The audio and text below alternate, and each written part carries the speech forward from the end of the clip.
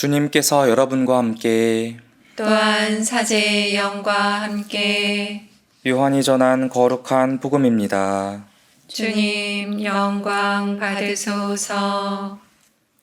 그때 예수님께서 제자들에게 말씀하셨다. 내가 진실로 진실로 너희에게 말한다. 너희는 울며 애통해야겠지만 세상은 기뻐할 것이다. 너희가 근심하겠지만 그러나 너희의 근심은 기쁨으로 바뀔 것이다. 해산할 때 여자는 근심에 쌓인다. 진통의 시간이 왔기 때문이다. 그러나 아이를 낳으면 사람 하나가 이 세상에 태어났다는 기쁨으로 그 고통을 잊어버린다. 이처럼 너희도 지금은 근심에 쌓여 있다. 그러나 내가 너희를 다시 보게 되면 너희 마음이 기뻐할 것이고 그 기쁨을 아무도 너희에게서 빼앗지 못할 것이다. 그날에는 너희가 나에게 아무것도 묻지 않을 것이다. 주님의 말씀입니다. 그리스도님 찬미합니다. 참 예수님, 찬미 예수님. 오늘 예수님께서 말씀하십니다. 내가 진실로 진실로 너희에게 말한다. 너희는 울며 애통해야겠지만 세상은 기뻐할 것이다. 너희가 근심하겠지만 그러나 너희의 근심은 기쁨으로 바뀔 것이다. 예수님께서 제자들이 왜 슬퍼하고 근심할 것이라 말씀하실까요? 이 말씀이 들려오는 자리를 우리가 생각해 보아야 하겠습니다. 최후의 만찬, 그러니까 예수님께서 제자들과 이 세상에서 하는 마지막 식사이기 때문이겠죠? 그 식사를 마치면 당신은 자표가 순환을 받으시고 목숨을 잃으실 것입니다. 그렇기 때문에 제자들 마음속에 당연히 슬픔과 근심, 또 아픔과 여러 가지 좋지 않은 그런 감정들이 차오르겠죠. 하지만 그 뒤에 제자들이 마주할 주님의 부활, 그 부활이 기다리고 있기 때문에 너무 큰 걱정에 사로잡혀 있지 말라고 하시는 오늘 말씀이 아닌가 생각해 봅니다. 그러면서 예수님은 바로 그러한 상황에 대해서 제자들에게 비유를 들어 말씀하십니다. 근심이 기쁨으로 바뀔 것인데 그것은 마치 해산을 앞둔 여인의 것과 같다. 해산할 때 여자는 근심에 쌓인다. 진통의 시간이 왔기 때문이다. 그러나 아이를 낳으면 사람 하나가 이 세상에 태어났다는 기쁨으로 그 고통을 잊어버린다. 결혼도 하지 않고 더구나 남자인 제가 출산의 고통을 어떻게 알 수 있겠습니까? 아울러 통증, 고통. 우리가 저마다 느끼는 그러한 것은 상당히 주관적인 것이죠. 그래서 그런지 과학자들이 제시하는 고통의 단계들도 조금씩은 차이가 있는 것을 알 수 있습니다. 그 중에 인터넷을 찾아보니 맥길 지수라는 것이 있더라고요. 그 기준에 의하면 사람이 느끼는 가장 큰 고통은 불에 타는 고통이라고 합니다. 그 고통의 최대치에서 수치 50으로 봤을 때 첫 아이를 낳는 고통은 수치로 봤을 때 35 정도 된다고 하네요.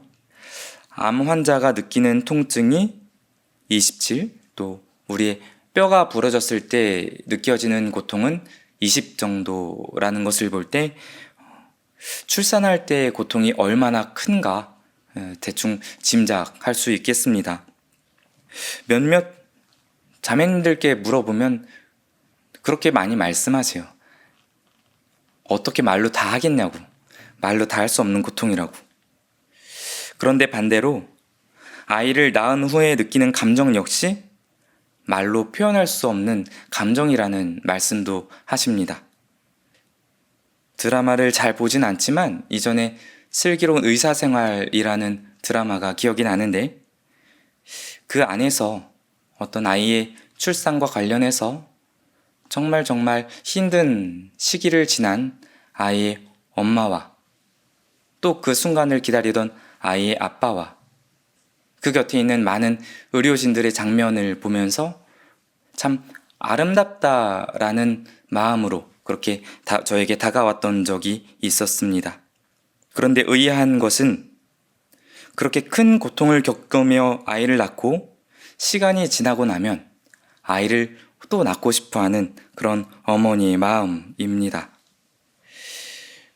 누구나 고통을 좋아하는 사람은 없죠. 우리 모두 고통을 피하고 싶어 합니다.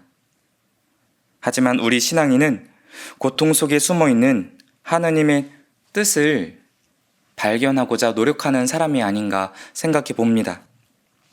출산의 고통 역시 다시는 겪고 싶지 않지만 그 고통을 겪어내고 나면 새 생명이라는 하느님의 소중한 선물이 주어지는 것처럼 말입니다. 엄마라는 존재 역시 그런 것이 아닌가 생각해 봅니다. 한 여성에서 그냥 아가씨에서 엄마가 되어가는 어떤 고통을 감내했을 때 비로소 엄마가 되어가는 것이겠죠. 특히나 우리에게는 어머니, 엄마라는 단어가 주는 힘이 조금 남다른 것 같습니다. 수없이 겪고 지나온 고통, 어려움, 살면서 누구나 느끼는, 경험하는 그러한 것들. 그런데 뒤돌아보면, 시간이 지나고 나서 생각해보면 그러한 많은 순간들이 없었다면 지금의 내가 없었다는 것을 알게 됩니다. 제가 걸어온 길을 짧게 잠시 말씀드리면 학생 때는 친한 친구들과 함께 교사가 되고 싶었습니다. 그러나 그 꿈이 좌절됐죠. 일반 대학에 진학했다가 또 직장생활을 하다가 삶이 메말라가는 것을 느끼고 고민을 하게 됩니다. 뒤늦게 신학교에 들어오게 됐고 그 일련의 과정들이 편하지만은 않았지요. 분명히. 그러나 천천히 다시금 돌아보면 분명히 그 안에서 하느님께서 함께 하셨고 하느님의 이끄심이 함께 했구나 라는 것을 느끼게 됩니다. 살면서 어려움이나 고통을 겪지 않는 사람은 없죠. 누구나 힘들어하고 누구나 아파하고 고통스러워합니다. 하지만 그 안에 숨어있는 하느님의 손길을 바라볼 수 있어야 하겠습니다. 고통 속에 숨어있는 죽음을 이기고 부활하신 예수님께서 보여주신 그것처럼 말입니다. 그래서 우리가 살면서 고통을 마주한 나를 바라보시는 하느님의 눈길을 한번 다시금 느껴볼 수 있으면 좋겠습니다. 그 눈길을 느끼면서 그 고통 안에 나를 위해 준비하신 선물을 함께 발견해 나갈 수 있는 우리가 되었으면 좋겠습니다. 잠시 묵상하시겠습니다.